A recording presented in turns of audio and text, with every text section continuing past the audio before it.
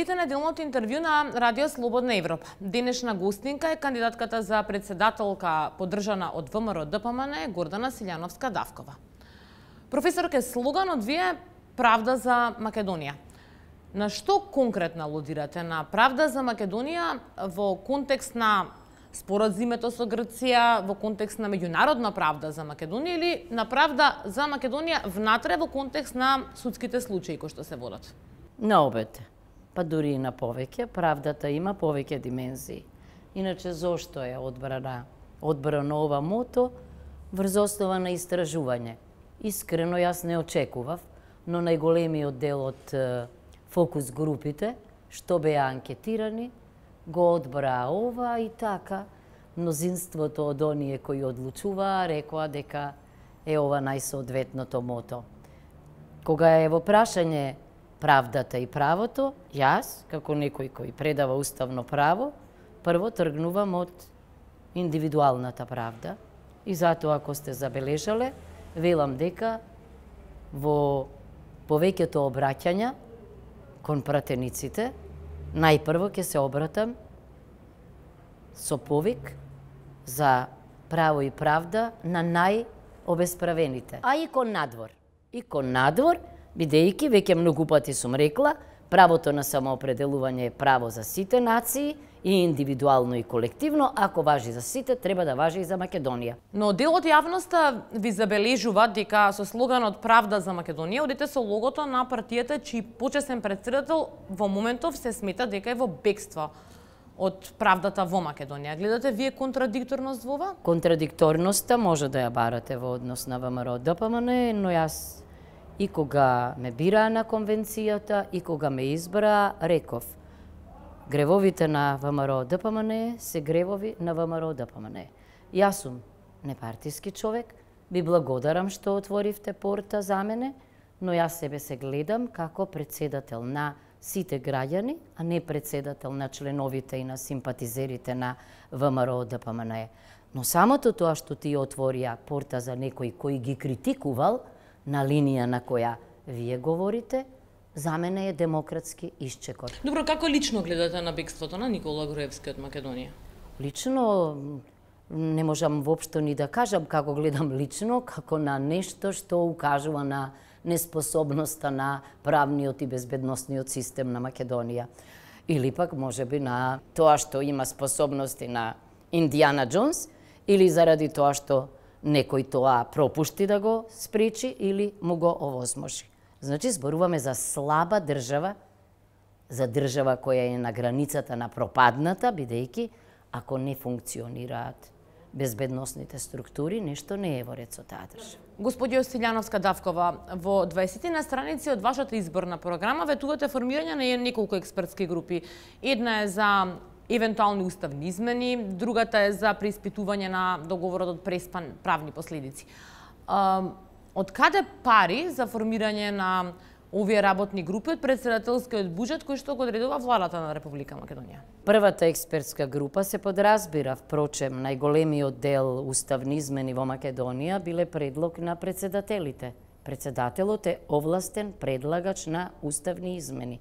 Ние, освен измената што се однесува на притворот и судските реформи, сите други измени ги правевме на барање од надвор. Еве, ако се формира таа експертска група која што пишувате во изборната програма поврзана со договорот од Преспа, и ако утврди дека тоа е правно неодржлив како што пишувате во изборната програма, кои ќе бидат вашите следни чекори во таа насока? Ке барате поништување на договорот од Преспа, нема да подпишувате закони? Не, ова е сега условна форма, што би било, кога би било, и јас сум сериозен професор по уставно право, аз сигурна сум дека ќе бидам и сериозна председателка, не зависи тоа од мене, ниту јас тогаш не би формирала група, ако ги знам сите одговори на процесот што може да следи, не, тоа ќе зависи од, значи, предлозите на луѓето, али председател нема право да поништи, ниту да укине некој договор, тоа го не може од никого да бара председател, тоа не се бара. Да поништи или укине акт може Уставен суд. Бевте во Брисел со лидерот на ВМРО ДПМН Христијан Мицкоски, таму се сретнавте и со представници на партијата на Меркел ЦДУ. Со сите се види. Имавте забелешки во еден од вашите јавни настапи дека поради недореченостите на договорот од Преспа, дел од германските јазични подрачја почнале да викаат споено. Тоа е правило во нивната лексика. Да, дали разговаравте за тоа со представниците на германската? Не, но сме им го укажале тоа, во поглед на решенијата. Но тоа е правило во нивната лексика. Па тоа требало ние да го знаеме, односно оние кои го договарале Преспанскиот договор, а не јас и кога добиле предлог Преспа. Но вие ако вчера го следевте преносот од германците ги викаат споено исто така и Северна Кореја, Обединето кралство, Северна Атлантска. Не ви се соодветни примерите. Северна Кореја да, меѓутоа во Обединетите нации ниту Виетнам, ниту Кореја не се под Северна, туку се под Демократска република, под Република Кореја, тоа е сосема друго. Кај нас тоа е директно врзано за идентитетот.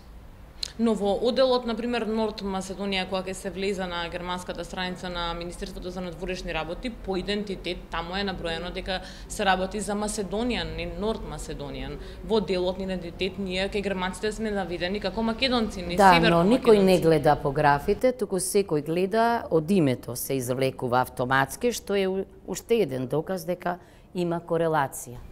Мислите дека не може да извлечеме сличност меѓу Северна Кореја и Северна Македонија во контекст на тоа како не нарекуваат германските народни зборови? Северна Кореја и Македонија во поглед на профилот и квалитетот на демократијата, иначе во поглед на поделбата никако, каде што има Северна Кореја, има и Јужна Кореја. Поделбата е резултат на геостратешките интереси на големите сили и се знае дека еден ден Северна и Јужна Кореја ќе се обединат. Но Обединето кралство исто е споено на германски. Молам? Обединето кралство исто на германски споено. А што ви значи Обединето кралство? Ама во називот Обединето кралство имате Great Britain and Northern Ireland и нема проблем. А имате држава Република Ирска. А тоа не ве некако тера на мисла?